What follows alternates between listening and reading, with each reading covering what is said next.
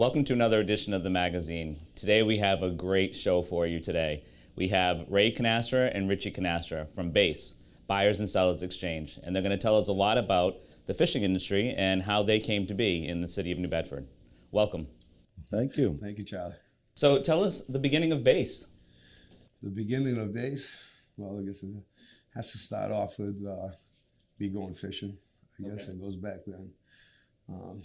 Since we don't have all the time in the world. But when I left school, played football in college, and I came home and I didn't know what I was going to do. And people from Fairhaven, I can mention some names, Simon Santos, got a hold of Turk Pasquale and told me to go down the docks. He had a job for me. So I started unloading fishing boats with his crew back in, what was that, probably late 70s. And then I seen everyone going fishing, and I wanted to get a job going fishing, so I went scalloping. And after a few years of that, of course, wanting to be the captain of the boat, because we grew up there wanting to be captain of the football team in high school and all that stuff, so we wanted to be the captain of the boat. Made it to be a captain. And we're fishing, and back in those times in the 70s, I'm sure my brother could elaborate on how New Bedford was being run at the time. It wasn't fair for the fishermen. Prices, quality of fish, getting cut on the price and everything. So make a long story short, I came with a fishing trip on the Donna Lynn. My buddy Eddie Boulay, another favorite guy, was there running the boat with me. And we went to take out a place here. I won't mention any names. And when I got there, they wanted to cut me on my price. So I made them put everything back on the boat. And they told me I couldn't do that. And I said I could do whatever I want. I was young, stupid.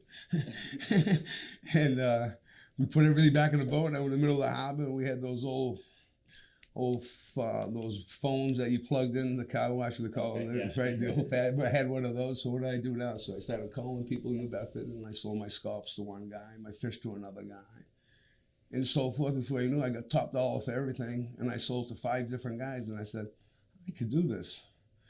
So, long story short, I said, let's give it a shot. So, stopped being a captain, got a small truck, and started buying product off some of my friends that own boats. And it wasn't the whole trip at the time because we couldn't afford it. And started getting involved that way until we ended up getting a door to unload. So this is really the first time this has happened in the New Bedford area at that point. What's that? This kind of exchange and getting top dollar by going different places. That's where the story started. So we started unloading boats, and of course, I dealt with all the captains and the boat owners, and my brother came from the business world, I can tell you that. So he did all the sales. So Triple Scalps came in, I dealt with the boat, he did the sales, fish and everything. And I kept telling him, I said, you're going to get more money for this product. Well, I said, why? Because we got to pay the boat that everyone in New Bedford's paying. We're not going to make any money if you sell it for that price. He goes, that's what they're paying. I'm saying something's wrong. So to make a long story short, guys were making profits by stealing. You know what I mean?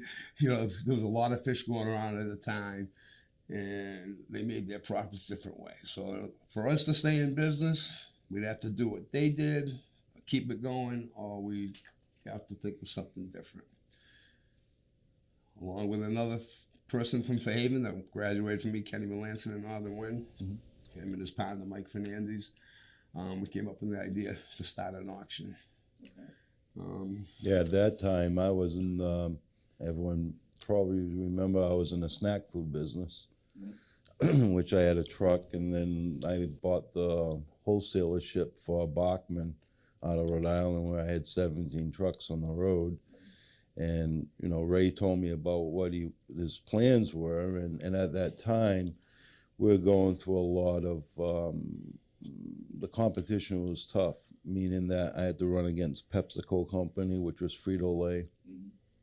Ozzie Bush, he sold his spring water company just to push Eagle Snacks, if you remember Eagle Snacks. So what took place is that they were selling shelf space in the supermarkets. They probably do that today.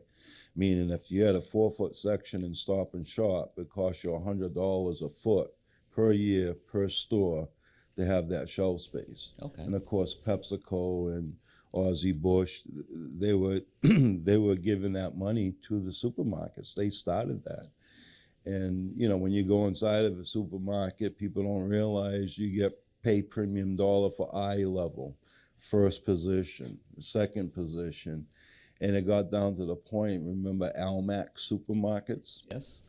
That the Almacs at that time, they went so far with the guy that has the bubble gum machines in the front. If you want to stay in my store, it's going to cost you $10,000. Wow. So it was getting quite ridiculous, and I knew the writing on the wall, and so decided to sell that and join arms with Raymond, and we've been doing it since early 80s. So he thought he was getting squeezed out of the chip business, so I said, come down to the waterfront. that wasn't a rude awakening, but it's a whole different world. It's a whole different world out here. Yeah, the first sell I made, the guy, he stuck it to me. Yeah. In the fish business. He stuck it to me. He stole on the I says, skill. Ray, what the heck? He says, well, welcome to the fish business. Keep your eyes open, right? Right, that's when we first And started. so at that time, like Ray said, you know, with Melanson and Fernandez, we came up with the idea well, first we had RC Seafoods. Okay. It was a processing company in which we employed 150 people. We processed all the fish that came in. And then when we opened up the seafood auction, if we weren't a processor at that time, the idea wouldn't have taken off because everyone boycotted us. Oh. I mean, the buyers on the waterfront, they boycotted us because they made more money by what they took from the boats than they did in a sale. Okay. So, for example, the auction that they had down at that time was a chalkboard auction. And say if a boat got $1 for his yellowtail flounders. Mm-hmm. Well, the price was publicized to the public as $1, but by the time the boat unloaded, by the time the arguments were that his quality wasn't good enough, there was rules. If you overheeled by 500 pounds or underheeled by 500 pounds, they could cut your bill. So actually the boat got paid 70 cents.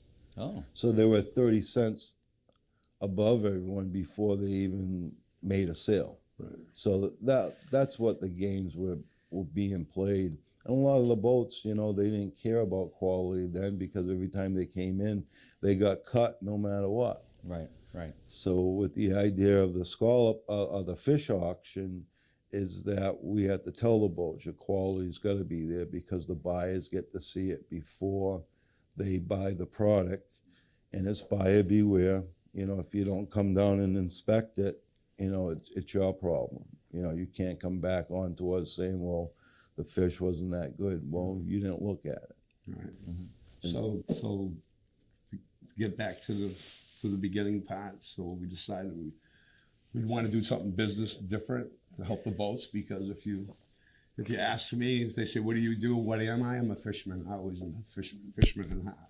So we got together with it as an auction in Portland at the time, and they had their first display auction. It was the first display auction in the United States. So as buyers, like you said, we had a fillet plant. We were filleting fish, so we pretended we wanted to join their auction, and we rented a private plane. My brother wasn't flying at the time. We rented a private plane. We flew up there. We got the whole tour like we were going to join. And we saw all their ideas. We come back to New Bedford and said, let's give it a try. Good. We didn't tell nobody, right, at the beginning. We didn't tell anyone because all the buyers would be trying to stop us from doing it. Yeah. So we had a building, and we're going to invest money. We don't know if it's going to be successful or not, right? So we blew a big hole in the wall, took all the cinder blocks out. We put a huge fan there that sucked in the cold air. It was September. I think it came from Zers, the old Zers. It was the air conditioning unit. Wow. The second cold air. And then we put all the fish on the floor to display. We had all ice carts strategically positioned so it'd be cool in there.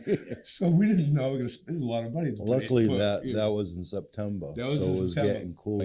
Yeah. So all of a sudden we break the news to especially the Portuguese Fleet.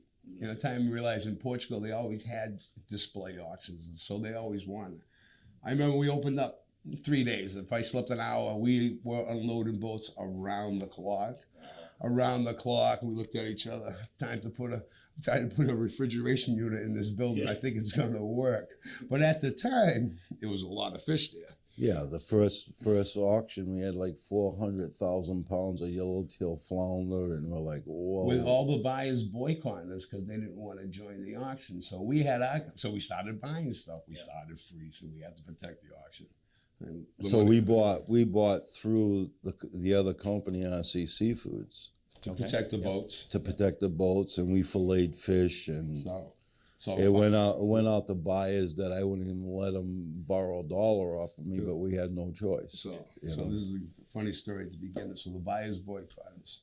So this guy, he was younger, he was a little crazier back then. And so the guys in New York were boycotting us. To make a long story short, it was back in the early '90s, '93. Our boy Giuliani was busting everyone in the Fulton Fish Market at the time. I think that was the 80s. Illegal organization running it. Mm-hmm. So that was the RICO Act. That was the RICO Act when they had up there. So everyone was quiet there. So this guy decides if they don't want to join us, we're going to fill up the tractor trailer trucks with fish. And we're going to go bring it to New York. And we made a deal with a guy that owned the stand there. And he's going to sell fish in front of all these gangsters. So he goes up there. It was all mafia that really ran it. And at that time, like Ray said, Giuliani with this RICO Act, they kind of came to calm down on what they were doing. So I showed up with tractor trailer load of fish, didn't know what the hell I was doing. Yeah. No clue.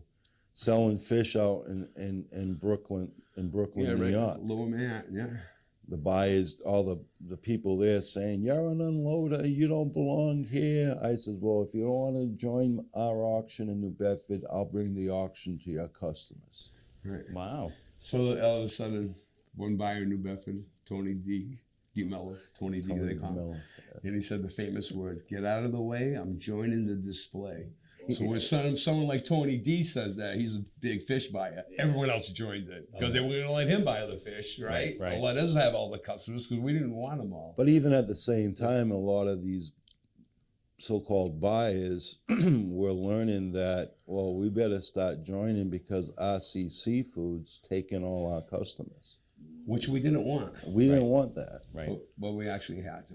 We lost a lot of money in the beginning. Skate wings. How many skate wings we froze? Millions of pounds. Of skate wings, and then Argentina opened up, and we lost our shirts of that. Yeah, a lot of that goes out to France, and Argentina opened up, and they started selling the same type of skate, tax-free, tariff-free. So, kind of put a bagosh to that.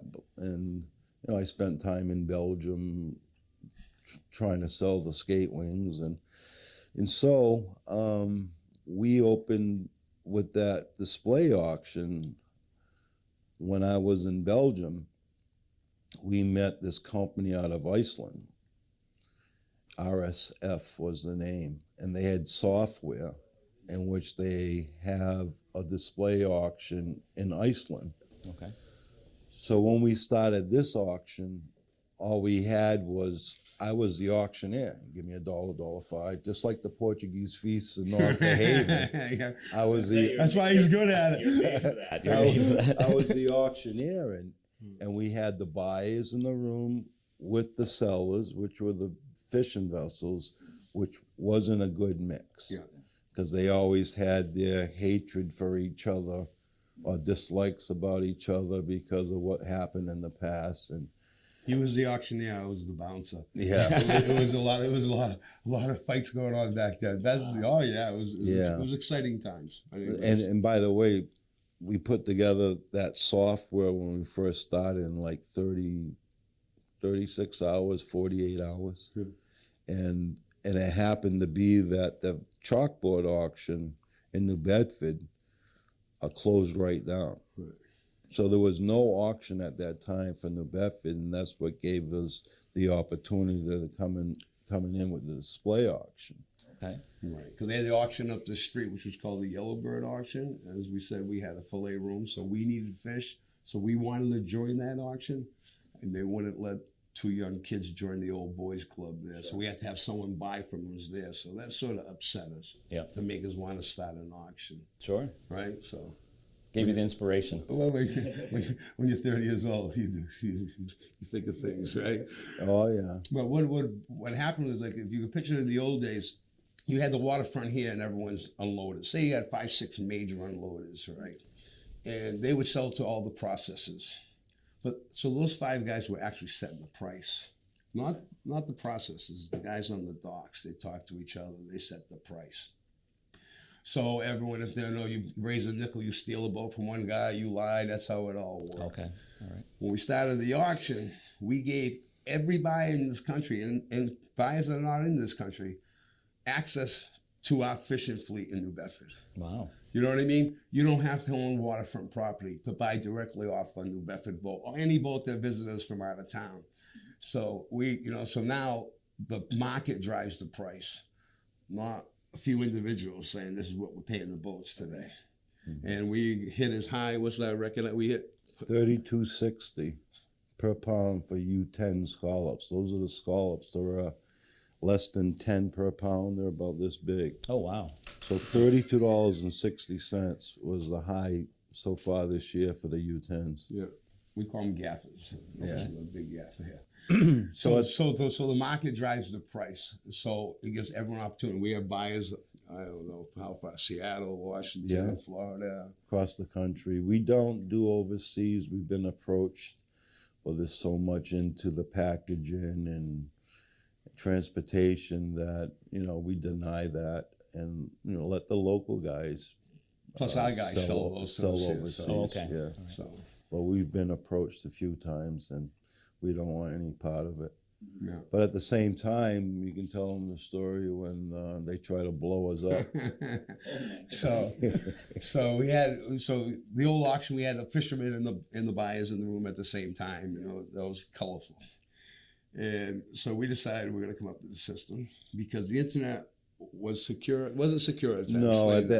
No, we started this in the 80s when it was Mike Cadju from Fairhaven. He worked with us and he says, Richie, you're going to invest in this company, Yahoo. I says, Yahoo. And we all started laughing. I says, what the hell? Yahoo. I'm going to put money in Yahoo. Yeah, you got to put money. So, of course, we didn't, but... Yeah. New technology, younger guys are like it's almost like Bitcoin today. Yeah.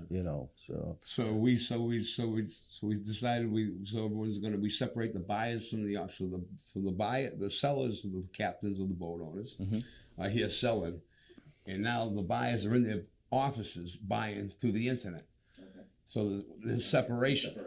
Yeah. But because the buyers didn't have any control with the boats.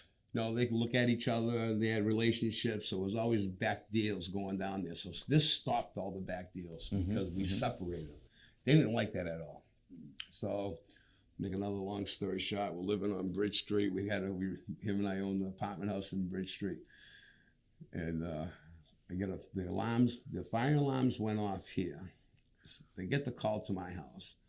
I came from Fairhaven to here before the fire trucks came here. Wow.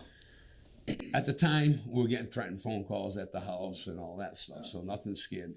So I come flying over, and I come running into the auction. We had a trailer with all our computers set up, and as we ran the auction, it was hooked up to the cooler so you can go view the fish. And I opened up that door. It was just gasoline. I started vomiting gasoline. Wow. So finally come down, the chief of police on there. I said, I look like someone wanted to blow us up. He goes, you want to blow up your whole building?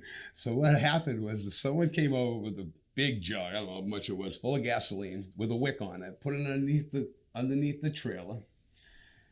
And when they did that, their hat fell off and it bent down. This is my theory. It fell off, right? But to make sure the place blew up with all that gasoline, he broke the window with a glass jug of apple juice, but it was full of gasoline because that's what I smelled when I ran in there. When the alarms went off, it must have scared him because he ran. He never lit it. Oh, okay. Did he light it? Didn't light it? Hey, did he light it because he was just giving us a warning? I do not know. But at that time, but now, getting back to the buyers, if you told a buyer that you'd have to be here every day and not be at your business, they look at you like, what? Now they're buying scallops, they're buying fish, they're making sales at the same time. They don't have to come here. They got people inspecting the fish for them. They never go backwards. But change, oh my God. You take the power away from someone. Yeah, yep. Yeah, Makes people do crazy things. No one likes change. I don't like change. You know, it's just normal. And once you make a major change, it takes a while before people get used to it. And once they get used to it, they're like, well, why didn't we have this before? Mm-hmm.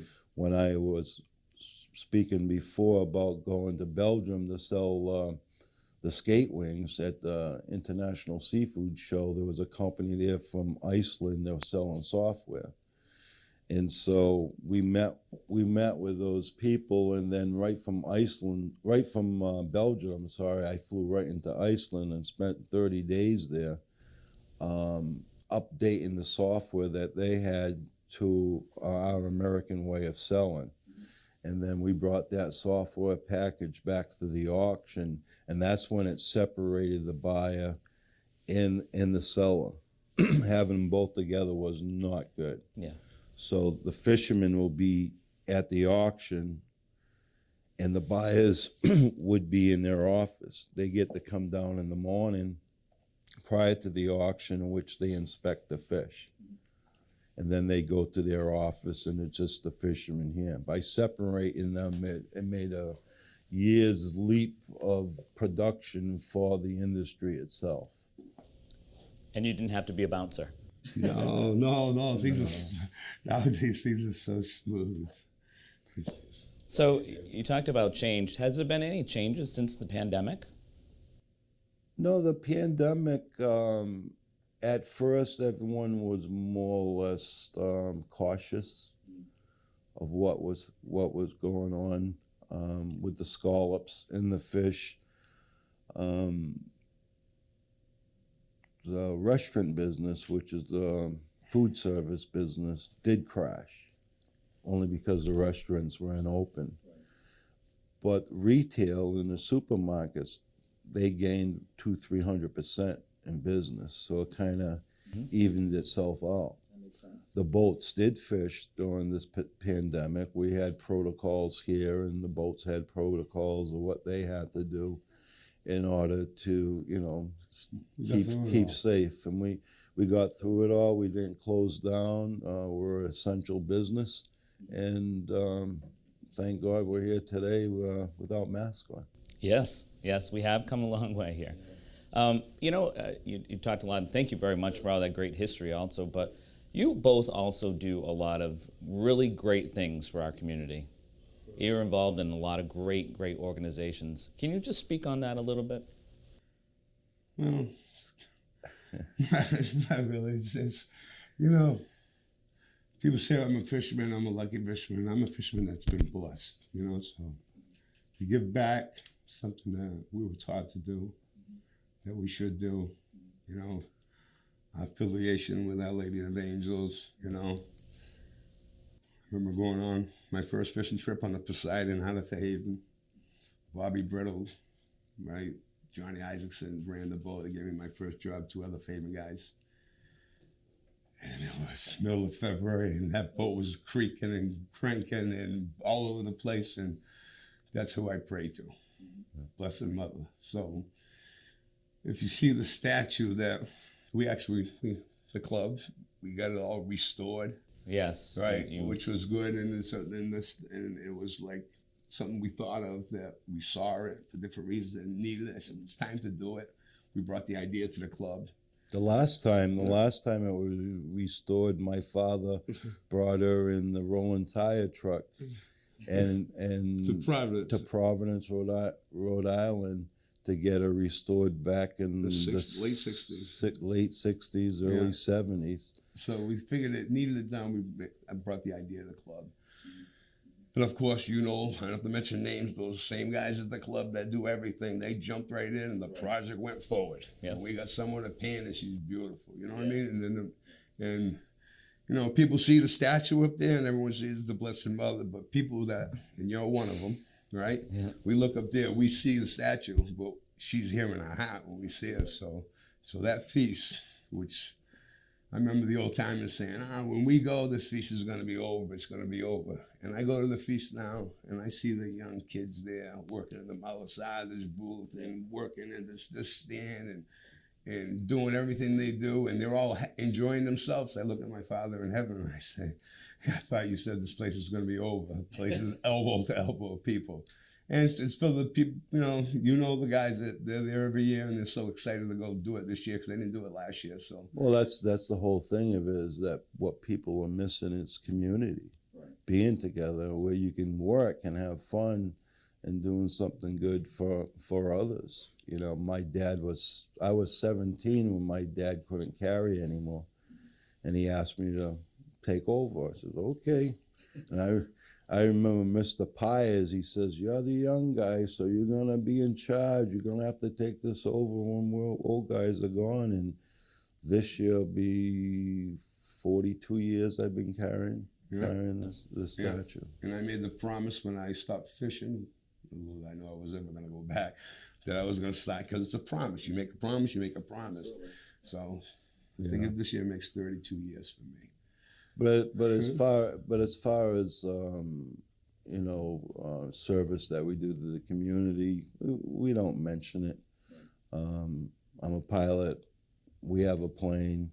I fly angel flights, people to hospitals, and thinking about 700 flights that we've done already. But if you look at the business, money isn't everything. Well, our intention was to service the fishermen and service the buyers. And with that, if you start a business and if you understand that you're servicing people and you can make money doing that, it's that easy. It's that easy. It's a pleasure. And when you give back to the community, I always believe that you get it back tenfold. Yeah. Well, I thank you very much for all you do for the New Bedford community, and the fishing industry. And I also thank you on behalf of the many, many people in our area for what you do for St. Mary's Church. You're very humble, both of you. You don't share everything, but there's a lot of things that you both do behind the scenes. And I know that the Canastra family is an essential part of our community. And I just want to say thank you for sharing your history and for all you do for all of us. You're welcome. Thank you, Charlie. Marguerite brought us up right. She did. She did. Right? She did. All right. Thank you.